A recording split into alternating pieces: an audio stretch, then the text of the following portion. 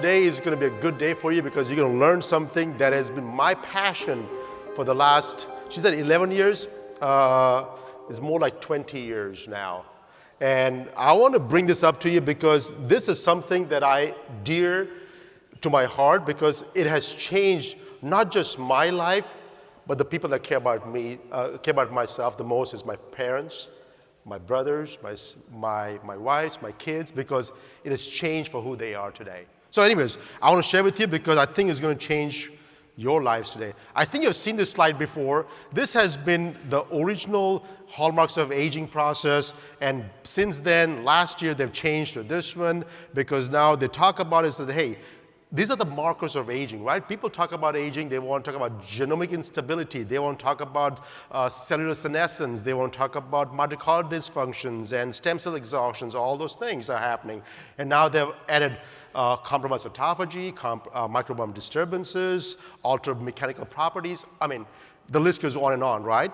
And what I see all these things, I like to group them into a few categories because that's what tells us what's happening first, what's happening after that, and how can we fix it. So the first thing that happens, the primary hallmarks of cause of damage are genomic instability, telomere attritions, epigenetic alterations, and loss of proteostasis. Because of that, we will have dysregulated nutrient sensing, we have mitochondrial dysfunction, and cellular senescence. The cells are not dying, they're just there and just processing inflammatory markers in our body and just not helping us. And at the end, we have stem cell exhaustions and altered intercellular communication. So when I go back, I say, okay, if the first thing is genomic instability or telomere attritions, where is that coming from? That's coming from two things. And I want you to know there's two things, right? The one is exogenous, external sources of chemicals and UVs and radiations and pollutions and chemical exposures and whatever, you can talk about every single thing, right? Or second thing is endogenous. That means internal body, we have chemical reactions happening every single day in our body, and because of that, we are producing reactive oxidative species that is actually causing DNA damage eventually if it's not been a proper check and cause all slew of problems. So I want you to visualize. Visualize. All right. So you're at your desk, right? Keep in mind that this is 1950s and there's no computers. So you're at your desk, and there's a stack of paper on the desk, right? There's a window, and the window's open because you like the cool breeze coming in, right? You can feel it. All of a sudden, the big wind comes over and knocks all the paper off the desk. What do? Do you close the window or pick up the paper first? Close the window. My goodness, you guys are so sharp. You guys are so sharp. Thank you very much. You close the window first. Why? Why do you close the window first? Because you want to make sure that when you go pick up the paper does not keep on flying out. It doesn't make it work harder for you, right? There you go. So I want you to figure out, this is the key for today's lecture or my talk today, is I want you to figure out how can we close the window first. If I can close the window, if I can neutralize all the exogenous damage that's happening, all the endogenous damage that's happening in our body, if I can stop it, then you can work on fixing your stem cells and fixing your mitochondria and fixing your diseases, whatever you got. But if we cannot stop the window, then you'll be working extra hard to fixing all the problems or collecting the papers. So the key is, I'm glad the dogs are listening to me too because they need glutathione as well. Thank you. So the key is, what is oxidative stress? Oxidative stress is nothing more than imbalance between your body's production of oxygen species and how much antioxidant defense you have. So if there's an imbalance, there's a problem. So oxidative stress can lead to all kinds of issues, and those are out here. I'm not going to listen to every one of them for you, but you can read the slides too when you get some chance. Causes mitochondrial dysfunctions, causes inflammation, causes environmental toxins, causes oxidative stress, radiations. I mean, think about it. Modern day conveniences. We cannot live without it. And yet we want to live forever. All right? So How can we balance the both? That's the whole idea, right? We want to balance the both. We want to enjoy the modern day conveniences. We want to have that. But at the same time, we have to close the window. Unfortunately, the window doesn't have a latch on, so we cannot keep it closed all the time. So somebody has to keep it pushed all the time, unfortunately, right? But these are the causes of oxidative stress, and the oxidative stress is linked to numerous diseases that we already know of. Asthma, cancers, autoimmune. Autoimmune of 100 years ago was what? Arthritis? How many autoimmune diseases we have today? Over 100. The highest amount of medications that has been researched today is for dealing with autoimmune diseases. It's trillions of dollars of money that's been spent by Medicare in the near future to deal with autoimmune diseases. So it's not going away. So anyways, COPD, cystic fibrosis, diabetes. I mean, they talk about diabetes as one of the most damaging disease that we have, and yet all the research is going back to autoimmune diseases right now, fibromyalgia and viral infections and so on and so forth. Anyways, so let's talk about glutathione, because that's my topic, that's my work, and I want to talk about glutathione first because that is something that's going to stop the window and close it for you, and hopefully you can work on the rest of the cycle. It's the mother of all antioxidant. It's the master detoxifier. It's most abundantly produced in human bodies, and it's the simplest protein. It's a tripeptide. I don't call it a protein. It's tripeptide. It's just 3 amino acids. Body makes it abundantly. It's the easiest way to do it, and it's extremely difficult to increase levels inside your cell if you need it. Right? So this is what it is. So the benefits of glutathione, I can talk about the benefits. Antioxidant benefits, immune system health, detoxification pathways are better, cellular health is better, your skin health is better. I mean, ladies, if not anything else, right? Think about your skin. Guys, don't think about your skin. We don't, right? We don't care about the skin that much. Some guys do. Neurological health. How is it possible to live to 150 years of age if you don't have the mental sharpness? It would be a waste. Right? So I really want, in fact, I'm working with some researchers right now trying to figure out how to improve glutathione levels in your brain, because that is something that is very hard to do at this point in this current junction right now. Cardiovascular health, liver functions. Liver is the master cleanser. Oh my goodness. Think about your plumbing system in your house. If that gets clogged up, what happens? Ooh, not fun, right? We want the liver to be completely clean. Glutathione is produced the highest in your liver. Okay, so if nothing else, keep your liver clean. Anti-inflammatory effects and cancer prevention. So why optimize glutathione levels? Because our needs doesn't change, right? They either stay the same or they increase. But your body ability to produce glutathione decreases, right? So the best way to do is what? Keep a body clean and free of all toxins at all times. Aging is inevitable, but we don't have to suffer in the old age. I haven't bought the idea that I'm going to live forever yet, but I want to have the idea that the day I die, I'm probably golfing, not the handicap 6 guy, but I'm golfing on the golf course. I'm enjoying life, and I just gone. That would be my dream, right? So until the time, I'm fully functional, and it's never too late to give your body a chance to heal. And I say it's never too late because I like to give you an example of my dad. My dad is currently 87 years old today. He's going to be turning 88 in the very near future. At the age of 87, he's not free of diseases, right?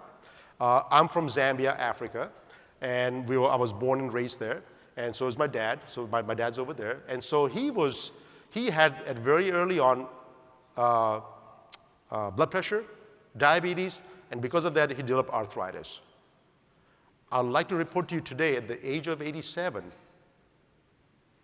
he has no blood pressure, he has no diabetes, and he has no arthritis. He's 87 years old. He walks 6 miles per day. He enjoys his life. He's traveling the world. He goes everywhere he wants to go. And my mom passed away some time ago, 23 years ago, so he's single. But he will go to, right now he's going, next couple of months, he'll be going to India for 4 months, living on his own, opening the house, doing all the groceries and whatever he needs to do to sustain himself, and he'll come back, right? At the age of 87. Only thing he asked me to do is, Nayan, did you book me my tickets? That's the only thing he wants me to do. Just book my tickets, I'm going, right? And pandemic did not stop him. The last 3 years, he's been every single year he's been traveling. What COVID? He was not scared of COVID at all. All right? So it is doable. If I can get an 87-year-old man to be fully functional, walking 6 miles a day, enjoying life with no disease, 3 days in the hospital in his whole entire life, I think we can do that part. All right.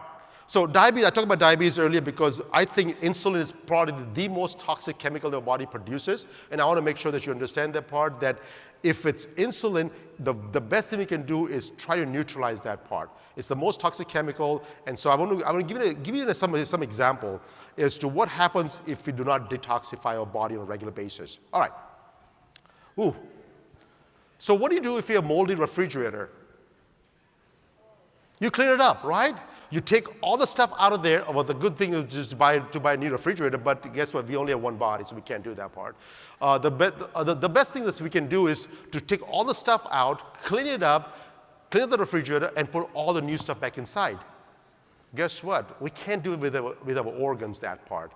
The best thing we can do is to keep it clean all the time. We would never want to get to the moldy refrigerator ever again, right? So the key is, how can we keep it clean all the time? The way we can do that is by glutathione, is to increase the levels to the best way we can. And there's ways to do that without supplementation.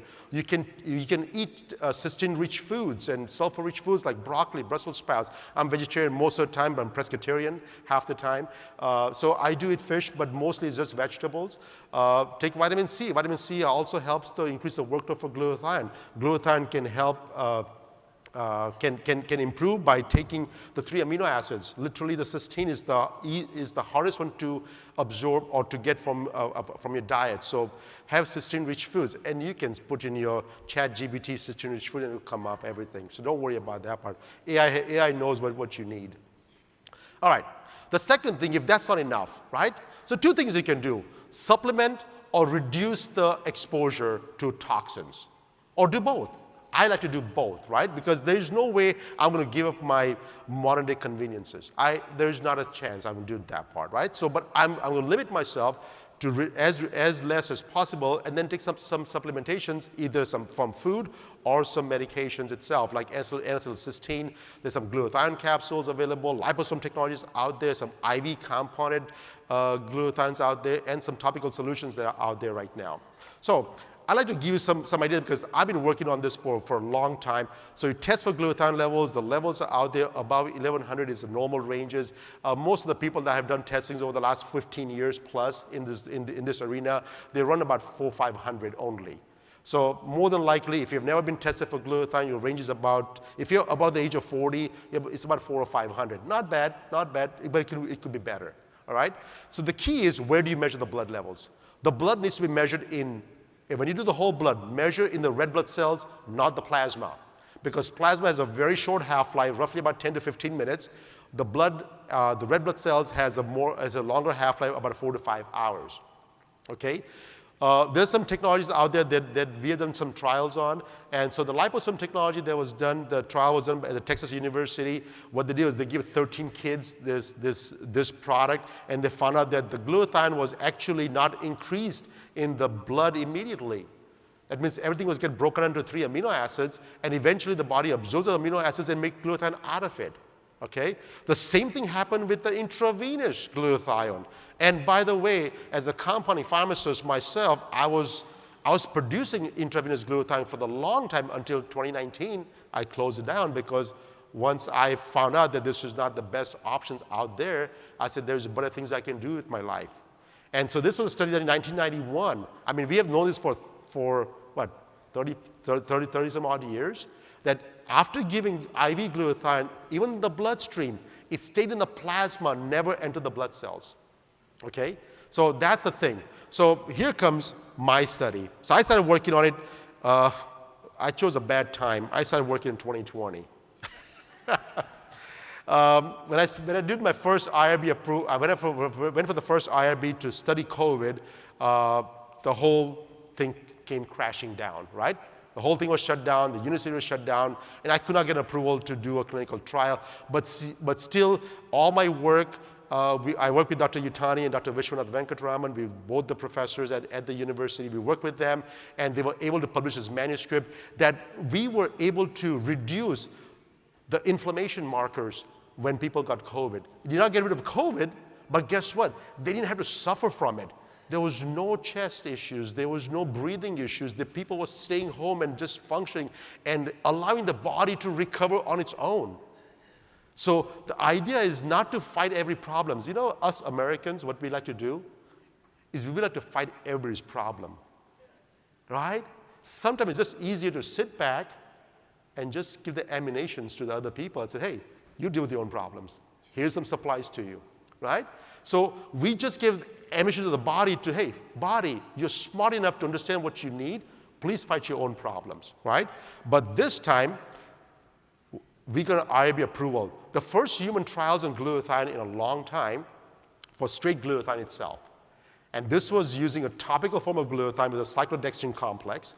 And what we found out, and again, if you took at any product in the world, they will do a trial for what? 30 days? Or maybe like 6 months to 1 year? Or maybe longer. This trial was a 3-day trial. 3 days. What can happen in 3 days? Think about it. What can you see in 3 days with glutathione? 3 days. Increase the level to double in 3 days. In 3 days, reduction of the oxidative marker, MDA levels, reduced in 3 days. In 3 days, improve the cytokines, all your immune markers in 3 days, right? The IL-2s, the IL-12s, the TNF-alpha, interferon gamma, all of them went up in 3 days. This is the killer. Within 1 hour, the researchers saw that they saw a reduction in the Mycobacterium avium, the infection that is the opportunist infection if you have autoimmune diseases or HIV or anything else like that. And when they saw these markers coming down within 1 hour, this one says within 4 hours, but it was within the first hour. If you look at the slide number C, that was within 1 hour, but they saw the significant increase after 4 hours as well. But within 1 hour, they saw the reduction as well. And that triggered them. I said, my goodness, imagine if we can do this within 1 hour, what can we do for the rest of the month or the rest of the year? Now you think about it, right? Go back. How can we close this door, close the window that's out there, right? If I can close the window, there's so many speakers before me that have given you so many different solutions to fix your problem, from stem cells to plasmas and all kinds of things. And they're all great treatment because guess what? If the paper's on the floor, it's not going to get picked up by itself, right? Once you close the window, you still have to go and pick up the papers. That's not going to go away. So you still have to fix every single thing. That's not going to go away. But if you can close the window, this, picking up the papers, dealing with stem cells and plasmas and nitric oxides and whatever you want to do with it, becomes that much more effective. And so my thing is telling you is that, guys, don't stop doing every single thing. Just close the window first, right? And we can help you do that with the help of glutathione. With the cyclodextrin complex, the shows were doubling of the effects, and I'm so grateful and honored to be working with Tony Robbins as a personal pharmacist for him for many, many years, and he's been changed from how he has, what has impacted him with his glutathione. He had access to the product before he even launched the company, and of course, that really helped him, and now today he's out there making sure that everybody in the world knows about this one. So production of the glutathione reduces as we age. It never increases, right? Conserve the use of glutathione by fighting diseases and making sure your exposure is reduced. And if you cannot let go of the modern conveniences, which I'm guilty of it myself, consider supplementation. If you have not got a copy of my book, I urge you to support me in getting the book. From Audible is the cheapest. Kindle is probably the second cheapest. The third is getting a hard copy. But I want to leave over here with one message. I have 1 second left. That collectively, I think we can all do better